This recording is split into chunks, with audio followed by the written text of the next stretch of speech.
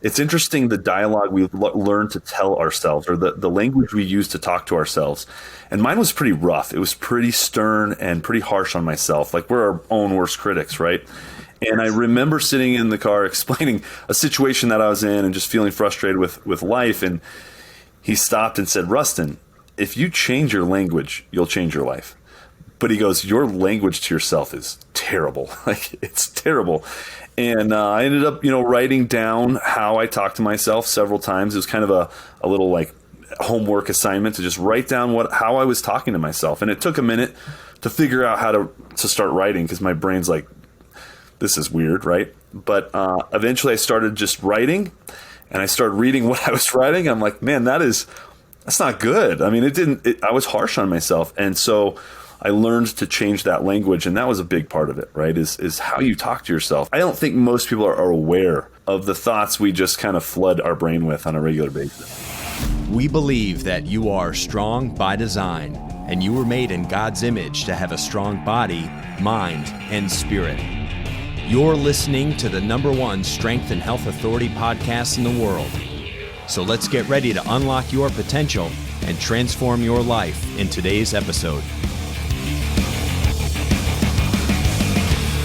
Hi there. Welcome to the Strong by Design podcast show. Coach Chris Wilson hosting today. So glad to have you. Thank you for joining our show. If you're a first-time listener of our show, well, welcome. Awesome to have you. We have a lot of episodes for you to go back and enjoy and listen, several years worth. Probably every topic or subject matter you could possibly think of has been discussed on this show.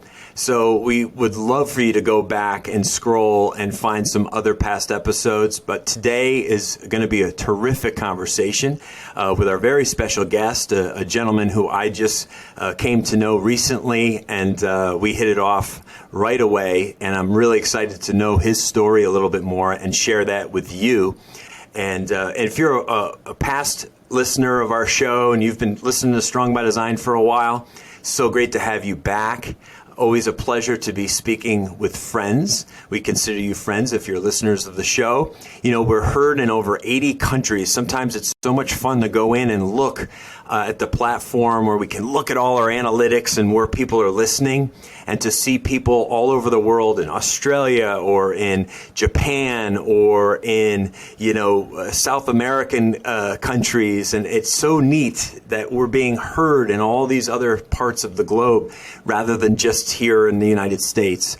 And so we appreciate all of you from wherever you're listening in from. So thank you so much. And at the end of this podcast, I'm going to ask you one favor. If you could share this episode, this conversation with one person, with a friend, a family member, somebody who you feel could benefit from what we talk about today. Maybe this conversation really touched you emotionally or triggered something. And we would love it if you could share it with somebody. And that's really what helps our show grow, right? It's just that the word of mouth and the sharing of really good stuff. And that's what we're doing on this show, really good stuff. And we hope that you're living a life strong by design, and today's episode helps you do just that. So thank you for that. So our guest today, Mr. Ruston Webb, a new friend of mine, somebody who I'm super excited to know more about. We've just scratched the surface with some conversations over the last few weeks, and so I'm so eager to get into this today. Ruston is a leading expert in what we do here at Critical Bench, in health and fitness. He does quite a bit of mobility training. He has a master's degree in human movement, and he is in the top of his field. He is in that top. He's a one percenter. All right. This is the guy that you can go to when you have fitness and health questions. He lives this out in his own life. He's in incredible shape. He's a bodybuilder. He's got muscles dripping off all parts of his body. So he's got a tank top on right now. You can see his shoulders all rounded and everything. It's awesome. He was a gym owner actually for 11 years, helping thousands of clients get out of pain, achieving incredible weight loss results, prevent injury, all the things that actually I was doing and loving. I wasn't a gym owner. I was a general manager for several years and a trainer and a coach for several years. And it's so fun working with the public and really helping them go from A to B, to change their lives, to transform their physiques, to get out of pain, right? To get them moving more, and how life-changing that can be for people. So this is a guy who, we see eye to eye on things with. And he has a brand new platform called the Muscular Gentleman. It's a movement that he's creating where men together can come together across the globe to not only get healthy and in shape, but observe their masculinity as a fundamental part of their life as men, what it means to be masculine. And really soak that up and live that out the right way, and how that transforms relationships, builds relationships, and how it changes society, the need for good, strong men. So, my man, Ruston, thank you so much for being on Strong by Design. Yeah, thanks for having me. I'm so excited to be here. This is great. This is great, man. I love that wood. I love I got like the crazy background, like my silly, crazy action figure collection and my bookshelf that has more pictures on it than books. But you got the cool wood, like, did you do that yourself? I'm always curious about like the nice wood backdrops. Yeah, this is a backdrop. So if I move my screen here, you can see this is nice cloth. But it looks... Oh, get out. Yeah. That's cloth. This is cloth. You had you. Yeah, but it looked so cool when I got it. It was an Amazon purchase, and I just loved the wood, and I ended up getting kind of a nice, comfy. I don't know if you can see it, but it's a nice, comfy chair down the street from a store, and then it's just kind of an easy setup for me to do my podcast and then also my coaching stuff. So. Yeah. No, well, it's so simple, and it's that easy for any of you listening right now. If you're doing any kind of virtual, speaking or podcasting or anything, and you need a setup, some people really go crazy, right? And invest hundreds and thousands of dollars. You could get basically a nice, what do I want to say? It's not like a blanket, but like it's a backdrop. I think it was a canvas type thing. And this was I want to say it was like $39. I don't want to give away all my secrets to everybody, but yeah, that's ridiculous. I didn't mean to out you like this. I had no plans for this. No, yeah, I mean there's some really good deals on there. If you look up backdrops on Amazon, you'll see all sorts of cool stuff. So. Yeah, man, that's good. That's really cool. I really like that. So that's awesome. So again, welcome to the show. So great to have you, and I'm really excited to talk with you about some things. And I have some very natural questions for a guy who I love being a guy. I love being a dad. I love being a husband. I love being strong and working out. It's funny because we started the podcast a little bit later than we were hoping to today, just because I was out in the gym working out in a live video. And so I'm all sweaty, like just sitting down, like, let's go, let's crush this podcast. And so, it's like, I go from workout to a podcast, and that's just life. But that's what makes it fun. And I get so energized when I work out, when I exercise and stuff. My question I want to start with, you as young Ruston, what was your childhood like? Like, what fed this? Was it your dad, the relationship you had maybe with older siblings or friends or something that kind of facilitated this? Like my fitness lifestyle, or just kind of where I'm at? Yeah, just this passion or love for movement and exercise and being in shape. Yeah, so it might sound a little different than a lot of people. Well, I don't know. So I actually came from kind of a broken home, and my father was an abusive father. And so I kind of grew up with this mindset, I think, of wanting to be able to defend myself, my two sisters. I was a middle child. I had an older and younger sister. Defend my mom. So I think there's some inner dialogue of me saying, hey, if I get bigger and if I get stronger than my dad, like I can protect my family and myself. So I think that's truly deep down where it stemmed from.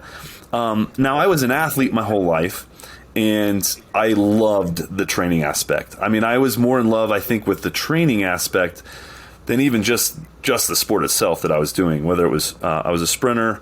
I actually went and sprinted in college, and I also golfed, which is funny because I was training. That's when Tiger kind of hit the hey, everybody should be lifting weights, and so I jumped on that bandwagon. But truly, it came from kind of a more survival mechanism than anything else. And then they kind of blended, right? My passion for training and loving what it can do to the body and the responses you can get from that stimulus to the survival side. They just kind of blended. And I think that's kind of the childhood origin of everything. Yeah.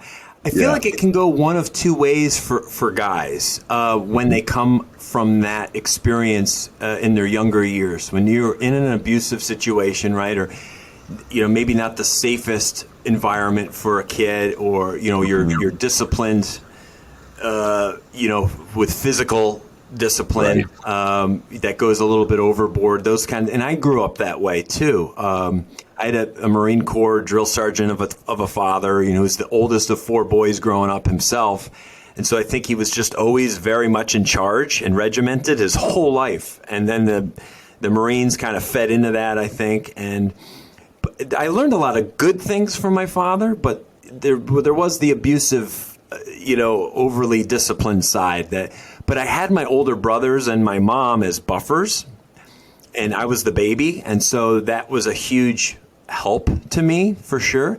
But I mean, so look at the man that you've become today, a husband and a father, and seemingly just a really well-rounded individual. But it doesn't always go that way for guys, where they come up hard and they stay hard, and they're not maybe able to ever make that shift. What would you attribute that shift to, that you were able to be maybe the dad that you didn't have? That's a great question. I knew going into moving forward in life as I got out of the house, I always knew what not to do. And I always tried to kind of swing in the opposite direction of my dad, where he was aggressive and abusive and controlling. So I'd try to, whether it was in a relationship or something else, I tried to be the opposite, right? And that didn't actually serve me very well. In fact, my first marriage that I got into, I was, I was, some people use the word beta, but I would just say I was too passive. I wasn't the masculine man I should have been. There's all sorts of things that I didn't step into the roles that I needed to, because I didn't see that myself. But I knew I wasn't being my dad, so I was like, okay, I'm doing good.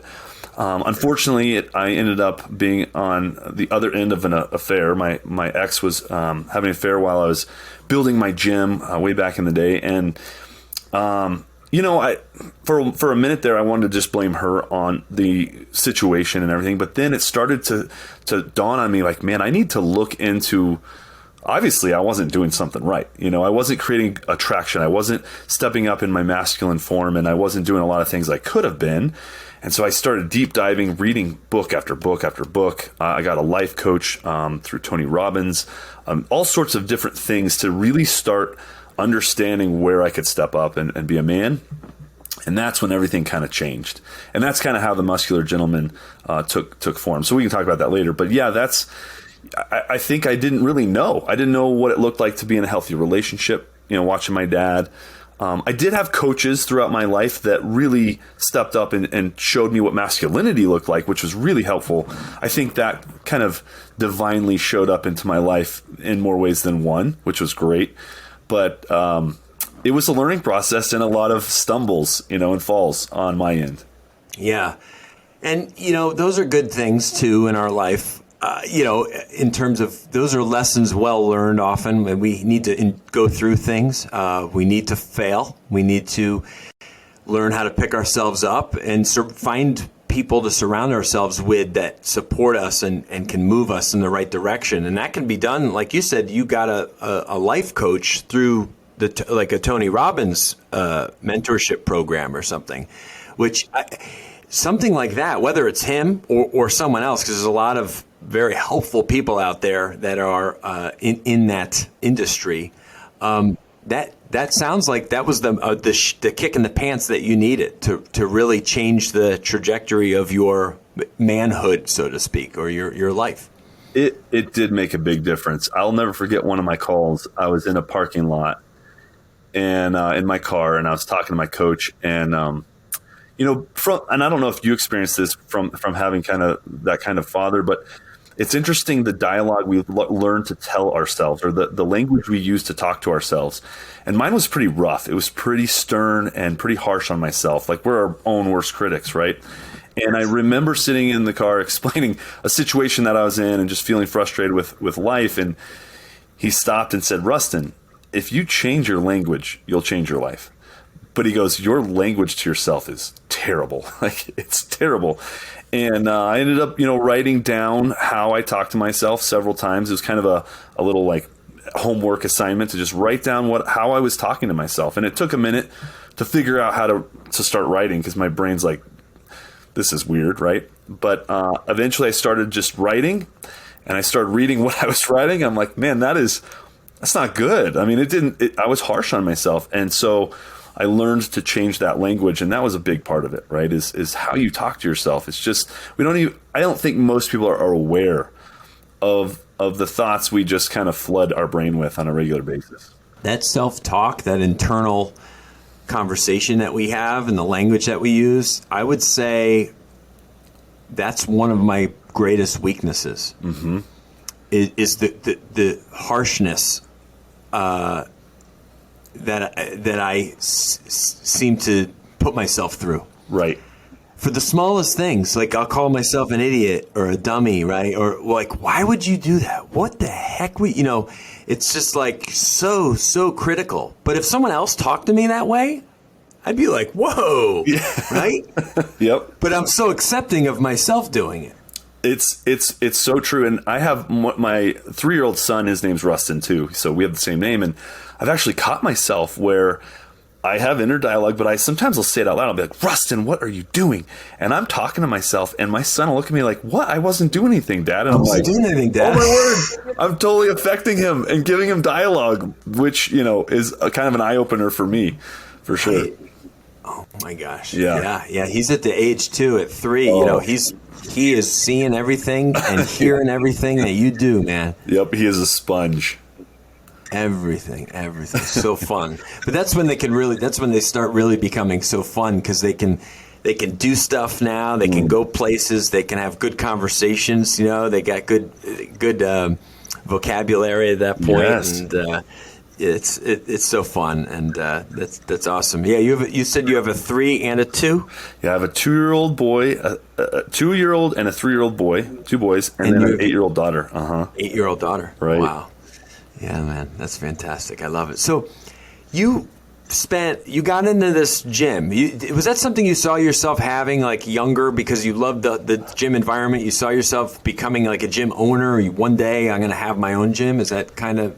Yeah, I went to school, I went to college. I went to a couple colleges, but I ended up finishing at CU, and then got a master's degree, like you said, in human movement. And I always wanted a gym. I started training back in 2001 as a trainer at a 24-Hour Fitness. And this was back in the day when it was fun. They paid well, it was a good time. But even once I started as a trainer, I immediately thought, man, it'd be really cool to have my own gym. And then once I opened my gym, it turned into I want multiple gyms. And then COVID kind of reeled me back and changed. Actually, you know what? It happened for me, not to me, right? That there was a really cool thing that happened where I kind of reset my focus in my career. But yeah, I think I always wanted a gym. It was kind of a thing on my bucket list that I just envisioned, and I know I wrote it down several times, something I wanted. Yeah.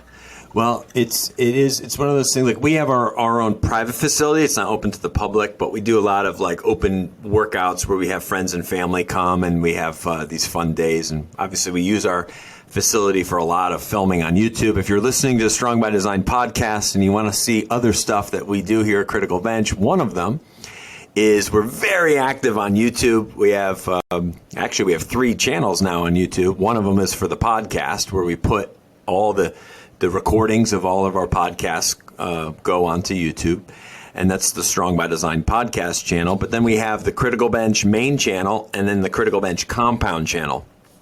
The main one is just this year hit over 1 million subscribers.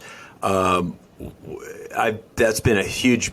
I mean, it's like my baby, the channel, you know. I started here at Critical Bench. We had 4,000 subscribers. Wow. And I've seen it grow to over 1 million. So, you know, you can imagine like the attachment I have to it, you know, and all the blood, sweat, and tears and years of content. Because I manage it, but I'm also in it, you know. It's like, so but it's fun. Like, it's still fun for me.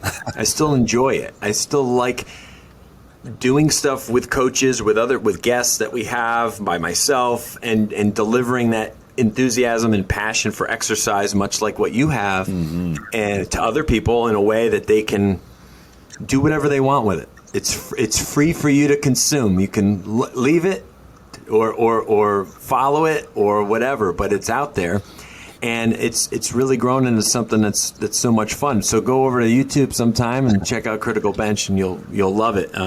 That's a little side plug for the YouTube channel. A little side plug. Didn't know I was going to be plugging the YouTube today, but it's so fun because now my son is 10 years old. He wants to be like a YouTuber, you know, so he's doing his own little YouTube videos now.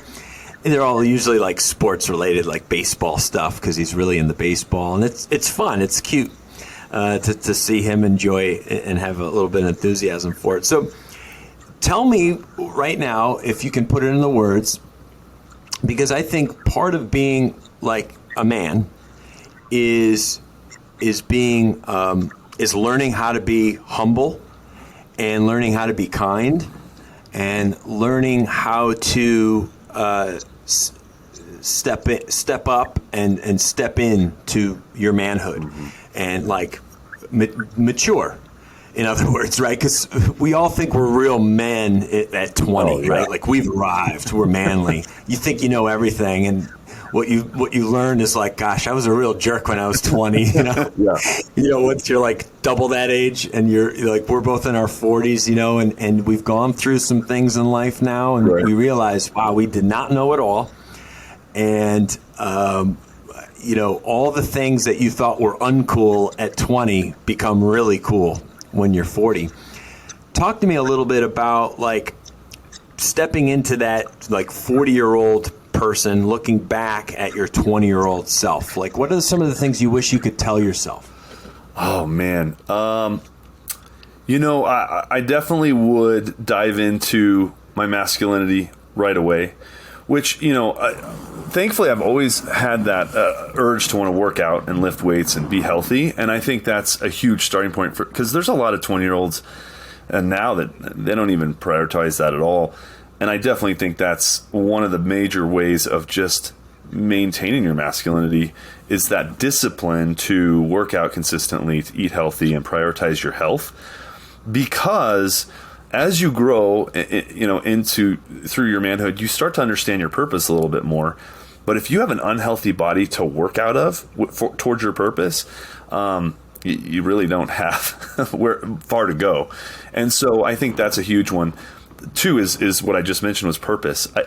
If I could have honed in on my purpose sooner and just really knew what that deeper purpose looked like, I think that would have been really transformative earlier on. Now, thankfully, I've kind of been able to navigate that now. But yeah, it wasn't you know, in my 20s, it was chase girls, get a good job. I'm going to become a millionaire in 5 years and retire at 30. You know, this false narrative. But now it's like, oh my word, I serve such a greater purpose beyond myself. It's a driving force for me to get things done. And it's a driving force to overcome a lot of excuses in our life that I think most people are missing. And, you know, I say this all the time, but so many people want to work the 9 to 5, collect as many toys as possible, and then they die. And, you know, my kids, if they watched that, they're gonna be like, really, that's it? And I can see kids getting depressed early on in life because they watch their parents with that mindset. And to me, that's dangerous. They need to see their parents thriving for something way greater than themselves. And I think that's inspiring for kids. Yeah. Oh, no doubt about it. Yeah, I think when a child can pick up on their parents' passion and enthusiasm and zest for life that goes beyond material things, that's transformative for them. They realize like life has more meaning than like the house and the car, which is such like a big look at me thing, anymore. The comparison game that most of us adults, and we all do it to some level. Some people a ridiculous level. It's all they're concerned about. But all of us on some level, it's like you want to level up, you want to measure up, you want to be, you want to be accepted among your peers as you've attained a certain level, right? But that's not really what's satisfying at all. That doesn't fill that hole. I've talked about this, not even necessarily on podcasts, but just in conversation with Mike here and other people I work with about we're constantly trying to fill these holes, right? These spaces, these voids in our life with stuff, and we realize like it's like you're in a boat with a hole in it, right? And the water keeps coming in, and you're pitching the water out. But no matter how much water you pitch out, the water's still coming in. And you're like, I can't seem to. I'm going underwater no matter what. It's never enough, and it's never enough. Yeah. There's another layer. There's another deeper purpose to my life. It's like, how can I be in service to others, to inspire others? I think it's just the way we can connect and help and serve mankind on some level. I think that's what starts to fill, I think, those gaps. Yeah. It's what I kind of talk to my men in my program about, the difference between happiness and fulfillment. People think that happiness is kind of one of the keys, and look, a nice juicy steak can make me happy, right? I can spend 15 minutes consuming a steak and I am happy. But that's fleeting, right? That happiness goes away quickly. Fulfillment is more like, am I actually helping change someone else's life? Because that's fulfillment. And like, yes, I'll find happiness in it, but it's also long term. Like, it lasts. And there's a big difference. Yeah, you're not thinking about that steak days later, like you are about the person who reached out to you that said, dude, like you totally changed everything for me. Like that, you'll never forget that. Never.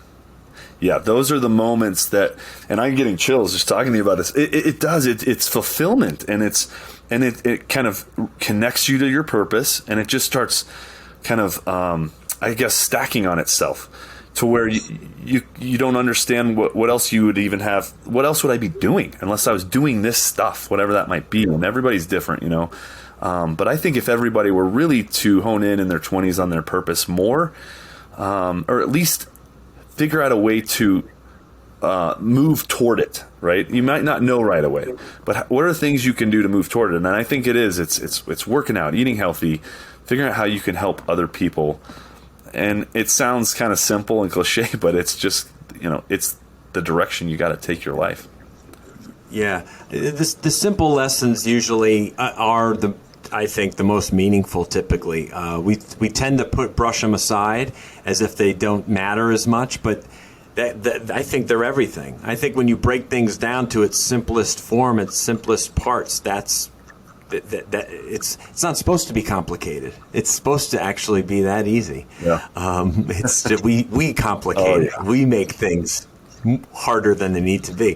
What's one lesson or thing that you've learned from as a father, like having 3 children? What's one thing? How have they made you a better man, a better human being?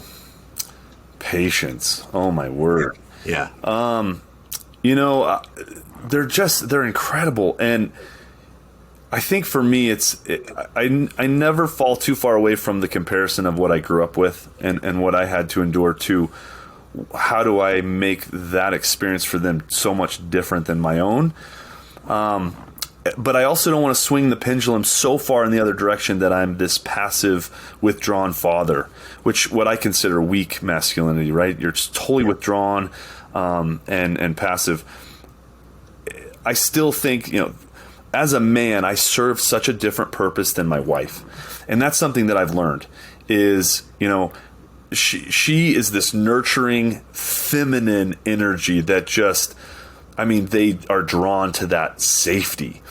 And I'm still the safety, but I'm more like, I'm also their like play gym, right? I'm there.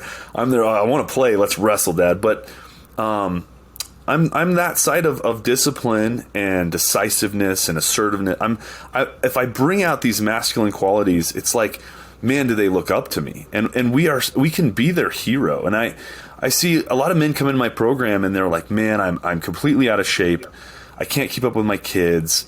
I don't feel like they look at me like they should, things like that. And then we start working, and within like 30, 60, 90 days, all of a sudden they're like, man, my kid is so impressed. They're eating what I'm eating. They're wanting to work out with me. But we're just this incredible influence. And, I think we're going to mess them up no matter what in some way. I mean, like someday my kid's going to be on a couch with a counselor going, my dad did this. And it's like, what do I want him to say about me? Gosh. I have flashes of moments where I've just really sucked at being a father that come to my mind. And I know those are the things that they're going to remember. Hopefully they forget some of them, but it's our failures as people, as human beings. We are flawed. But one of the lessons, and you said patience, obviously at the start of that, but that's definitely something for me. And it's also knowing when to say that you're sorry for letting your aggressive reaction or overreaction to something. I get it from my dad. Like I said, he was a disciplinarian, and he would get hell-bent on the smallest thing, and I will too. But it's acknowledging that you did it, and being able to go over to your kid and just having a quiet moment with them and just letting them know, and it's like, Daddy messed up there, and I'm sorry for that. And I'm working on it. I'm going to try and do it better next time. And we got to let go of that pride. And it's okay to say you're sorry to your 7-year-old or your 8-year-old or your 10-year-old. It's okay. You mess up too. And it's good to teach them that we all mess up. Even when you're a mommy and a daddy, you can mess up. It's how you respond to that mistake. Right. The reaction. Yeah. I actually kind of talk about what I call a golfer's mentality, which is funny because so many people don't golf. But if you look at the best golfers in the world, they have this incredible ability they can hit this unbelievable shot, and they put it in their memory, this bank account. The next shot might be just the worst thing you've ever seen. They won't even show it on TV, or it's a blooper reel on social media, and they'll forget it. They'll be frustrated and irritated in that moment, and then they let it go. And for me, that golfer's mentality as a father is kind of like, okay, all these incredible moments I've had with my kids, and I've presented these fun times with them, or like connections, really deep connections with my kids. I put those in my bank account. I put that in that memory bank, and I don't forget it. And then the times where I screw up, instead of having that bad language that I use on myself, I forget it. It's like, it happened. And like you said, it might be like, hey, I'm so sorry, buddy. Like, Dad shouldn't have done that or whatever. But then I just move on, right? Because it's like I could beat myself up so quick because daily. I mean, I mess up daily, something little, And but yeah, I think that mentality of just put the best shots or the best moments and just keep those and pull from them if you need to. I love that bank account mentality. Store those good ones away, so when you need to draw on something for strength or whatever, you can go make a withdrawal on some of those good moments. Right. Yeah. So you don't have to golf to do that. You just understand it. Yeah. But you know what? There's some golfers listening here, and I am anything but a golfer. Okay, I am not. I love to go to a driving range. I've done some little three par or par 3 type stuff down here, but I feel like at one moment in my life when I'm a little older, I'm going to finally get out on the links and play some golf on a regular basis, because in Florida here, golf's pretty big here in Florida, right? What's your best score ever on 18-hole course? 71 is my best. I went on a scholarship down in Florida by you in West Palm, my freshman year of college. Ended up quitting the team and then running track as a sprinter in Boulder at CU. But I got down to a 3 handicap, and it was a legit 3. You know, some people say 3, but it was a legit 3 for college. And then I've been chasing that handicap ever since. Of course. That's pretty phenomenal. Yeah, not bad.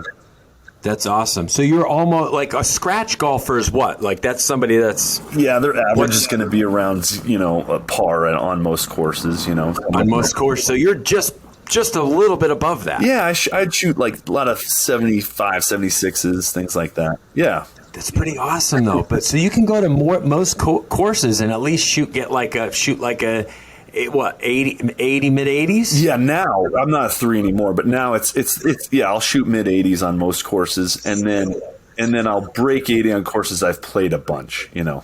Yeah.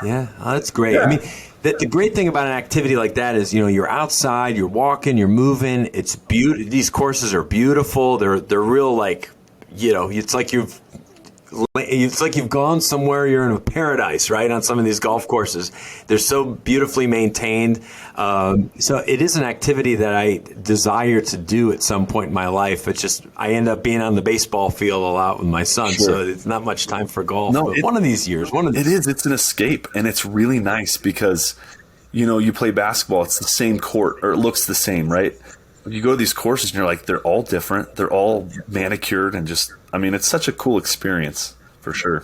Yeah. Oh, I hear I've gone out to San Diego and I hear people like, oh, you know, what's the big course out there on San Diego on the water? It's one of the famous. Pebble Beach? Yeah. Yeah. People are always talking about going golfing there. When I'm out there for like a business trip, they're like, oh, we're going golfing. You coming? I'm like, dude, I'll shoot like a 115. Like, you don't want me out there. You don't want me out there. Right. And that's like, I can't remember. I think it's near Carmel. But yeah, that's like $500 to go play a golf course.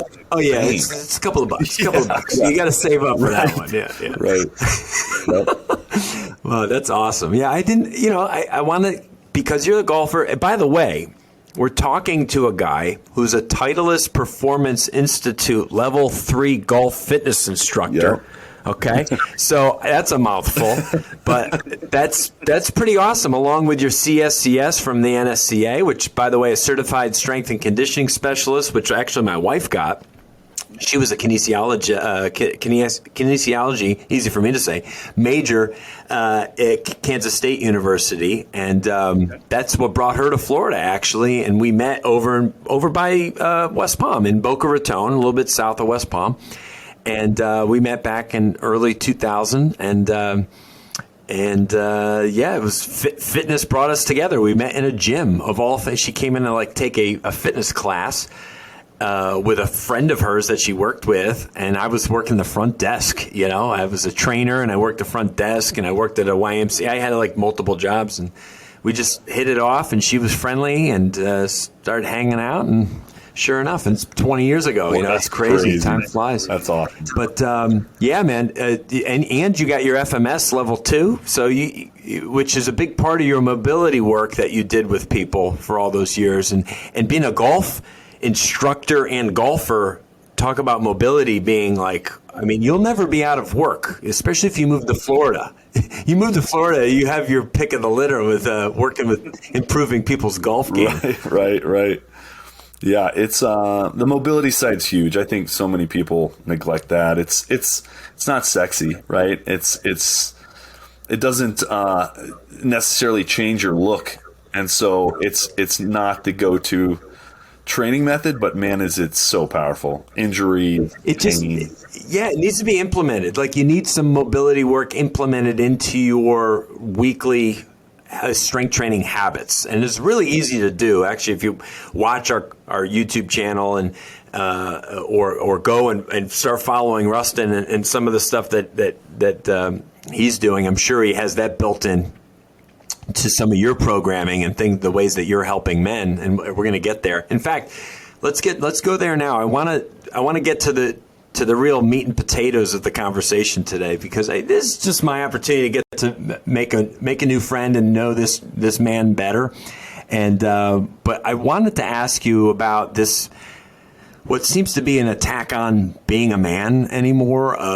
There's a lot of negativity associated with being a man in today's day and age. It seems like it gets a lot of publicity and talking points on different stations and the media things that have been put out there in recent years. Not good. Not good for the men that, it's like the bad apple that spoils the bunch, and I think the bad apples get all the damn attention. And it's quite frustrating for us good apples, Right. us guys that are living our best life and being good husbands and fathers and trying to get men to step up and be good men in their communities. So why is there this attack in your opinion and this toxic masculinity becoming such a thing now? Man, it's such a tough subject because honestly, it's confusing if you're trying to find the origin of where this is coming from. And I actually just did a podcast, if you don't mind me plugging, if you want to check out the Muscular Gentleman podcast, I just did one with a PhD in political science. His name's Nathaniel Bork. And that guy was a genius. But he really dives into the history of the woke group, these political parties, the left, the right. And in the episode, he just he talked about everybody, but he talked about feminism. He recommended a book called Who Stole Feminism, and kind of its more main purpose of why it was even came out and became what it was. But now it's just shifted in this insane direction. And this, right? The left has changed. I mean, everything's shifting in all these different weird directions. But it's almost like they want masculinity just to be gone, right? They don't want you to be a patriarchal figure at all. They don't want family. They don't want the construct of family to exist. And all these different weird things are taking place. But he actually kind of broke that down. He said the woke's actually about 8% of the population. It's not this huge. We see it and we think it's everywhere, but it's actually a small portion. But he actually kind of explained, masculinity is being attacked. They call it toxic just for being a man. You're toxic masculinity. And so, it's a really interesting episode, very informative. But that's very unfortunate. When I teach in my men's program, the Muscular Gentleman, I actually I have a graph, okay? And it's if in your head you drew a line across a piece of paper, in the middle of that line you would write true masculinity. Okay, and what that means is masculinity is simply just characteristics and qualities that men hold. And it doesn't mean that a woman can't be those characteristics or hold those and use those. But those characteristics look like strength, obviously a big one, strength physically and mentally, assertiveness, decisiveness, disciplined. There's all sorts of, I'm actually writing a book right now. There's 50 masculine traits that men can really carry and utilize that we just have access to. And the question is whether we want to use them, right? Or level them up, kind of exploit them. Now, in the middle of that graph is true masculinity. If we shift it all the way to the far left, it would be weak masculinity. So you took those true masculine traits like discipline or decisiveness or whatever they might be, and you shifted them into a weak state, which would be like withdrawn, passive, quiet. You're not stepping up into your masculine role, and that's what would be considered weak masculinity. And then my version of toxic masculinity is if we went back to the middle, it's a true masculinity, and shifted to the right. Under that toxic category might be a trait that you had like assertiveness or discipline, and you shifted it into a toxic state, which toxic means poison, right? And so we would be more controlling or abusive, things like that. So that's where the toxic, and that's where my version, and I think most men that I work with agree, that's what toxic masculinity is. But unfortunately, it's just saying, look, you're a man and your masculinity is toxic.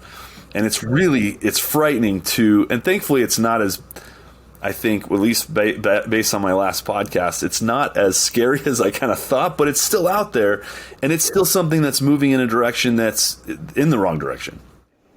In the wrong direction. It does seem like the fringes seem to get a lot of the attention nowadays, where, if you go back just a decade or two, it wasn't that wasn't the case. The less than 1% getting all of this fanfare and conversation going all the time. It's like, why are we constantly focused on the 1%? Can we please focus on the other 99 a little bit and let the 1% just figure it out a little? Just go hang out on an island somewhere. You guys let us know how it's going. We'll kind of pick up if there's anything beneficial. But yeah, it's a very interesting topic, and it's one that I wanted to address because it was something that I struggled with. I didn't get modeled or demonstrated true masculinity, and so I had to search it out and really dive deep into what it looked like. And then when I was going through that process, that's where the Muscular Gentleman kind of originated. I was going through it, and I was taking care of my body. I was working out consistently. I was doing all the things to just level up. And it was interesting because at the time I was going through a divorce from what I had gone through. And my ex actually literally took all my food from the fridge and threw it onto the lawn. And she was just like having a fit about me moving forward and really stepping up my life and becoming the man I was supposed to be. I think it intimidated her, and it knew I was going in the right direction because I knew I was stepping up, and I might have caused some chaos. This happens with a lot of the men I work with. I start getting them to eat healthy and lose weight, and the spouse sometimes will kind of, I think out of fear, right, and intimidation, just get hard to deal with because they're like, whoa, are you going to leave me, or what's happening, and how come you're going in this direction? We were comfortable being in this maybe even unhealthy state of just out of shape and eating junk food and things like that. So it is an interesting thing to see happen to myself, but see other men go through it. But it is something common. I'm going on a tangent, but yeah. So these traits are something that I think we have to learn to pick up on, and then exploit them, right, as men. Leadership is a huge masculine trait. And it's funny. It's not so much, okay, now I see the traits, but how do I actually improve them? How do I become more decisive? One thing I teach my men is, how many of you guys have heard the conversation between you and your spouse, what do you want to eat today or tonight? And every guy's like, I don't know, what do you want to eat? And then the wife's like, I don't care, you pick. And guys like, no, you. Right, back and forth. Just yes, somebody got to pick. And pick. that feminine woman. Look, if you want your woman to be more feminine, you have to be more masculine. That's how it works. They feed off of you. And so I tell my men, look, just decide what to eat. Just be decisive and decide. And she doesn't have to agree with you. She might say, no, I don't want that. No, but she will subconsciously be very happy that you made a selection for something that she didn't really care that much about. And you just pick It's something. so funny. I had a conversation with my wife. She's like, I don't always know what I want, but I know what I don't want. And so that's what it is, right? I get decisive with her, and I'm like, well, let's go out to Mexican food. And she might be like, no, I feel bloated or this or that. And I go, okay, well, then let's throw on some sweats and rent a movie and get some pizza. And she'll be like, yes, that's all right. That's what I want to do, right? Or no, I don't. But I just keep putting out an option and deciding. And I swear it just keeps her in her feminine, which creates polarity and attraction, right? And so decisiveness is an example that I use as far as something you can do as a man to just start, and then it infiltrates your work life, right? You become more decisive in other areas, and you're like, wow, this is really working. Yes. It's funny you brought this up because this is something how we test candidates for working here at Critical Bench is after they jump through all the different hoops in the interview process, we will go out to dinner with them, and we are paying attention when it comes to them ordering their meal. And if they cannot just make a good, easy pick on like a dinner, that's a flag. It's like, dude, you're struggling with picking something on the menu. You eat every day. How's it gonna go when you need to assign a task to somebody, and or get this done or get that done or hit this deadline, and you're going to be, you're all over just pick hamburger, chicken, steak, what is it? Salad? What do you want? Just pick it. And so decisiveness is one of our 7 core values here at Critical Bench. I've talked about it before in past podcasts. We have 7 things that guide our business, all our decision making, how we hire, how we fire, how partnerships, programs, things that we put out there. They all are filtered through these 7 core values. But decisiveness is huge for us. And underneath it says we are fast, massive action takers. I mean, GSD, what that stands for, I'm sure. You're a guy. The clean version is get stuff done. But we are massive action takers in terms of just like get it done. So oftentimes it's just about moving quickly on things and putting it out there and not always striving for perfection, but just get it done and then you can always make tweaks down the line. I think that's where people get stuck in life. It holds them back from greatness because they just never see something to its completion because they get stuck on making decisions. Yeah, and it's funny when I bring that up. I have different men that like their wives will be like, well, if that's a masculine trait, look, if you're a female and let's say you're a CEO or you work in the out in the field doing whatever, 100% you're going to put on these masculine traits. You're going to be decisive and assertive and make decisions. Like you're going to do these, and there's nothing wrong with like having a man have some feminine energy involved with whatever that might be in his life isn't negative. It's can the woman come home to her relationship with her man, take off the masculine role, put on her feminine, and let the man be in his masculine. That's kind of the point, right? It doesn't mean she shouldn't be using all these qualities. It's not like pigeonholed into only men can do this, right? So I always want women to understand, look, you can be decisive and assertive and strong and all these things. It's just make sure when you're in that relationship, if you want good polarization, you want attraction to really be magnified, that you relax into your feminine and let that man show up and be his masculine self, which... Yeah, I've heard in past, I forget if it was an interview I heard once on another podcast or, it could have been an audio book I was listening to, that there are a lot of these women out there that are go-getters, assertive, they're CEOs, they're leaders, right? But it's very relieving to them to come home and take that hat off and just be a wife and be a mom and and just be the woman of the house and let the dad be the guy kind of steering, driving the car and leading the pack at home, because it gets exhausting to do that all the time. Yep. And that's where we kind of step up as men, and we're kind of in a different role. We have a different level of strength and endurance for that kind of space.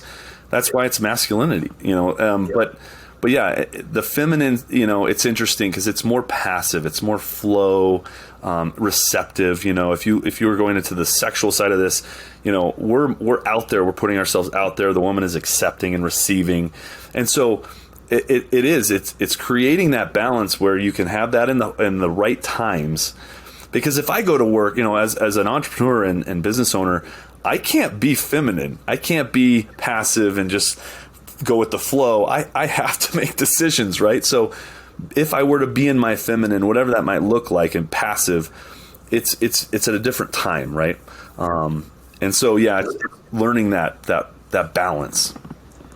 It is a balance. I think to my coaching, like I'm oftentimes the head coach on the baseball teams over the years here, and it's like I need to have a plan. I got other assistant coaches' dads, and if I'm just kind of like, I don't know, what do you guys want to do today? What drill you feel? What do you feel like doing, Jimmy? What do you feel like doing? It's like, no, like, hey guys, I got the plan. This is what we're doing today. We're going to start like this. We're going to do this for 20 minutes. And we're going to do a little water break. Then we're going to do, and everyone's like, okay, yeah, sounds good. Right. People like when there's a plan, and there's like, when someone takes the leadership role, puts the hat on and takes charge of the situation, And Mike and I are, Mike, the founder of Critical Bench, we're kind of those guys. I am fine with someone else leading if you're a good leader. I will follow another good leader, no problem. But if you're not a good leader, I'm going to want to step into that role and take over for you, and that's because we can read that as other leader. Like we can read when someone's failing.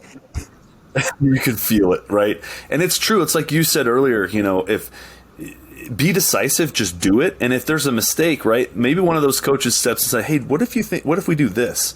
And you're like, "Yeah, okay, we can change the plan a little bit." But coming in with this decisive plan and knowing that it doesn't have to be perfect and you can adapt with it.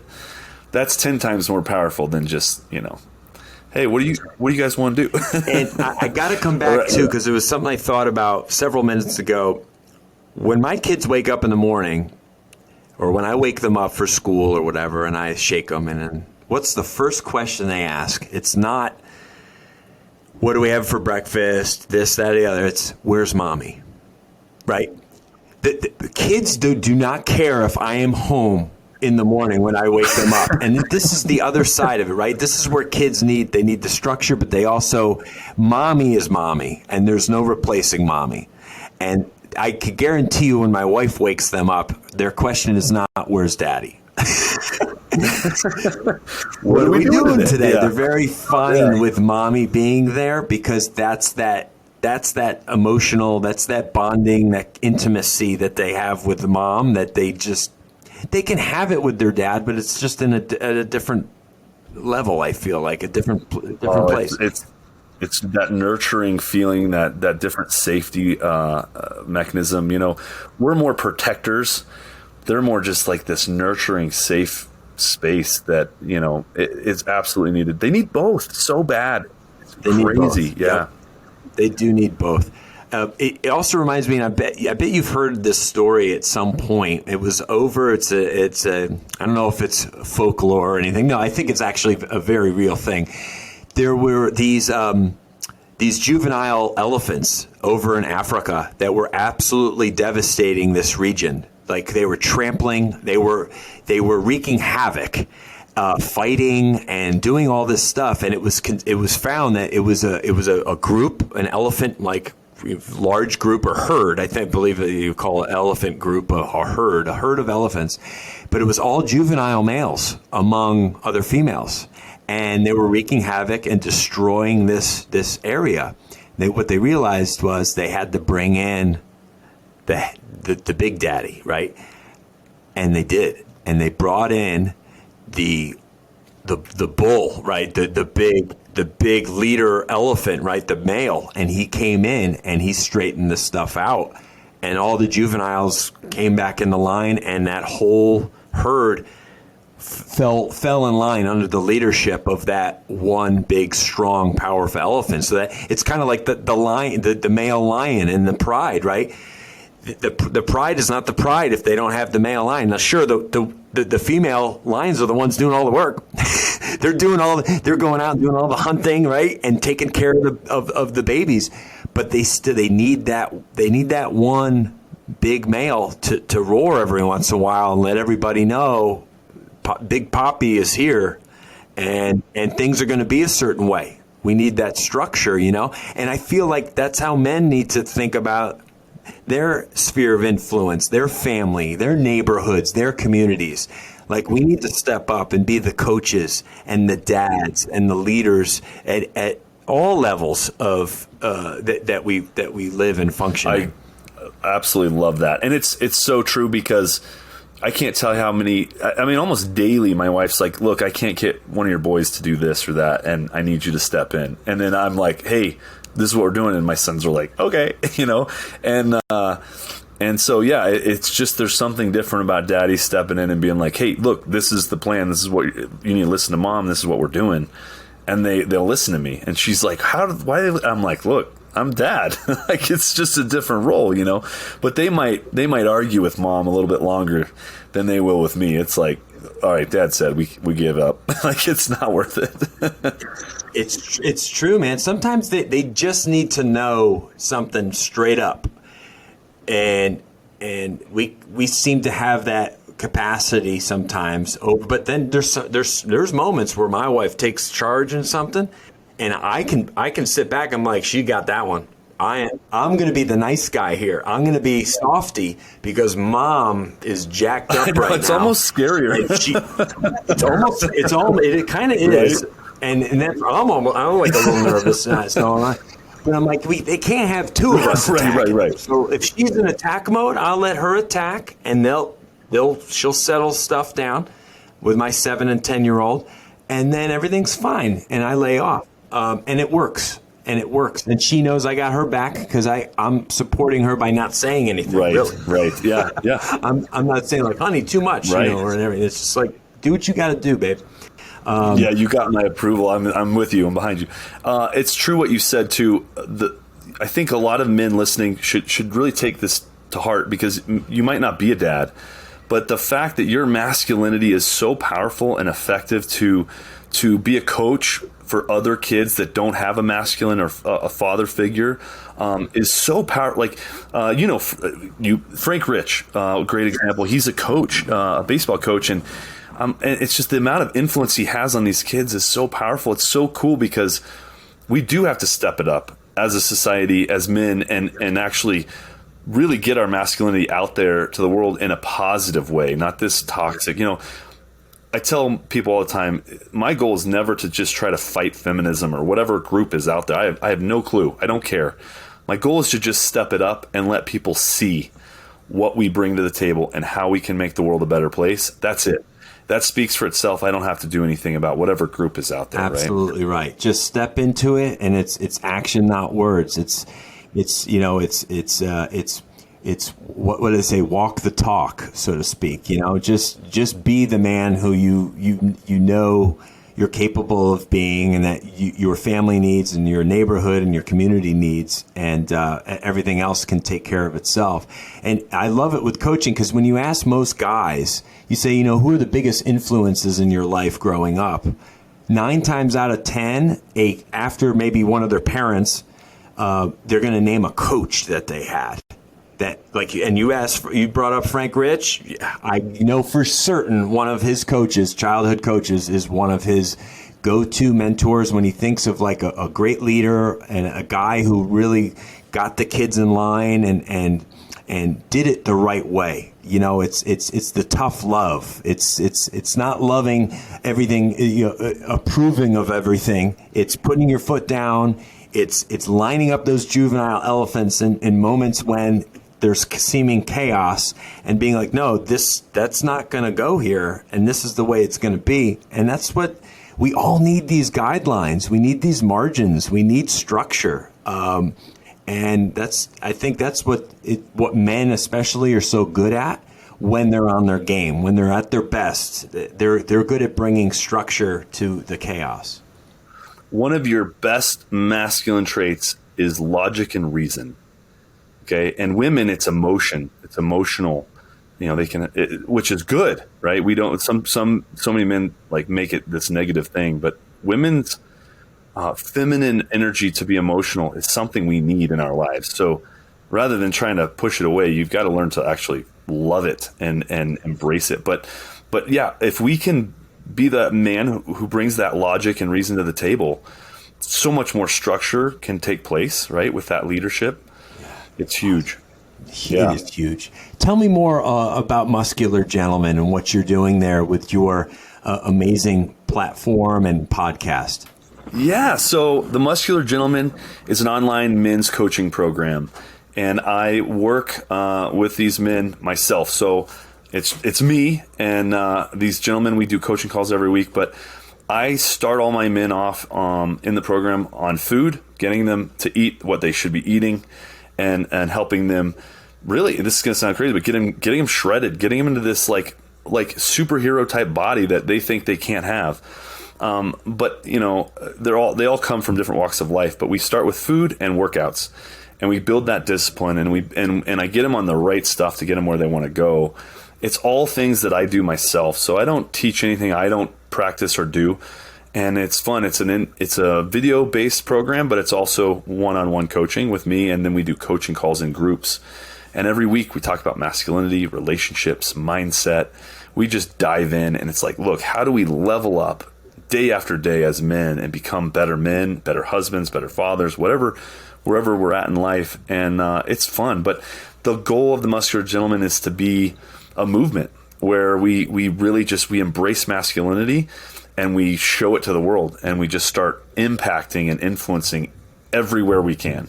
And so, yeah, that was the original intent, and it still is. And then the podcast is just a spin, another branch off of that program to just continue to have discussions like you and I are about how do we become better men, how do we understand life better, and just be humble and open to learning all these different things that can make us better.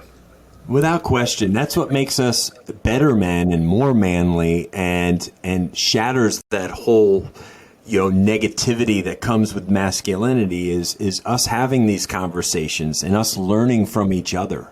So many men. I'm in a men's group where we talk on Saturday mornings for an hour. Frank, our buddy Frank Rich, is in that group. It's about 15 guys, and any given week, you got anywhere from like 6 to all 12 or 15 guys showing up for this virtual call, and it's us talking about life and getting through difficult times and supporting each other and stuff. And if more men just had something like that, whether it was in person or virtual, an intimate group of maybe 3 or 4 guys, or it could be a larger group where you're actually communicating things and feelings. And I'm going through this right now. What would you guys do?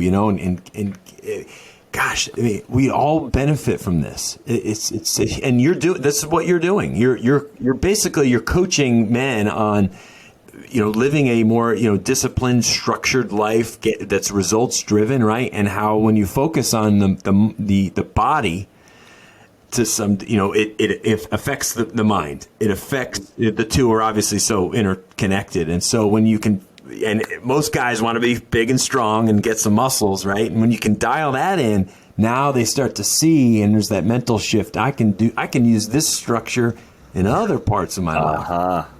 Yeah, confidence is big, right? Like one of the first things most people see or feel even from starting to work out and eat healthy is confidence. Like, oh my gosh, I'm doing something really good for myself. I have a little bit of control over it. I can start to build on that. And that's the big thing. And two, these groups, like you have and what we do in the Muscular Gentleman, men need other men so badly. And imagine if you just surround yourself by women and your wife, and that's all you're around. But then we want you to show up as your masculine self. Well, you don't have a lot to glean from, right? And you're around so much feminine energy. It's like you're expected to step into this role. But if you're a part of a group and part of a group where you're with other men constantly feeding off of each other, we have the strength to be able to really feed each other and build each other up in a different way than a woman can. And it's not a bad thing. It's just the truth. But that's how you bring more masculinity to the table in your relationships, is being around other masculine men and gleaning from each other. It's just so important that I can't emphasize it enough for people to find that wherever you need to look, but find it, because that influence is big. Amazing. Where can our listeners go and listen to? Obviously, your podcast is the Muscular Gentleman podcast, right? Yep. That obviously is going to be on pretty much any platform they go. They can listen to that show. Amazing. And I want to go and listen to the episode that you were talking about with the political science guy there. That sounds amazing. Yeah, it just rolled out yesterday, that one. So it's a recent one. Definitely check it out. It's good. Oh, great. I will do that. And then where else on like social, like Instagram or any other platforms where people can go find you? Yeah, you can find me on my website, which is themusculargentleman.com. So you can go there, and you can definitely find me on Facebook and Instagram. It's just Ruston Webb, RustonWebb. If you just look that up, you'll find me. Yeah.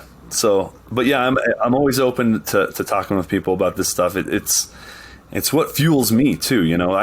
I didn't put together the Muscular Gentleman as if I am the Muscular Gentleman, right? I feel like we're all striving to be that Muscular Gentleman, and it's a work in progress for every single one of us all the time. There's no end to the journey. It's just a constant. But if you ask my 3-year-old son what I do, he'll tell you he's a gentleman. That's my job. I love it. Which is I'll leave you with this, and this is exactly what we've been talking about this entire episode is. And my buddy Mike, who I work for, is one of my closest friends, right? So I get to work for my best friend. He says it's not focusing on the goal, it's focusing on the process. And if we all just devote 100% of our effort to the process, the goal will take care of itself. So just yeah, man. It's focus on your journey, not the destination, and you'll get where you want to go if you're just living that out every single day and walking the talk. I love it, man. Dude, Ruston, I can't thank you enough. Really love talking with you, man, and I can't wait for you to come visit down here. You can hang out with Frank and me, and come visit the compound, come for a workout. I'd love to. go out for a big steak dinner, do all that fun stuff that guys like to do and fellowship with each other, man. That sounds awesome. I would absolutely love it. That would be great. Yeah, that'd be great. Listeners, I told you it was going to be a good one. It was even better than I expected. So much good stuff discussed in today's episode here on Strong by Design. Thank you for tuning in. We just love you. Every week we release a new episode, and this one is certainly a terrific one. And we wish you well in the rest of your week. Go and be that strong person for your spouse, for your children. What we've talked about all day, be strong by design. It's your choice. You are created strong by design, and then you have to walk that out, live that out every day. You get an opportunity to live your life strong by design. So God bless you. We'll talk with you soon. Thank you so much for listening to the Strong by Design podcast. If you found value in today's episode, please subscribe so that more people can find out about our show. Plus, you don't want to miss any future episodes with the amazing guests and topics we have lined up for you.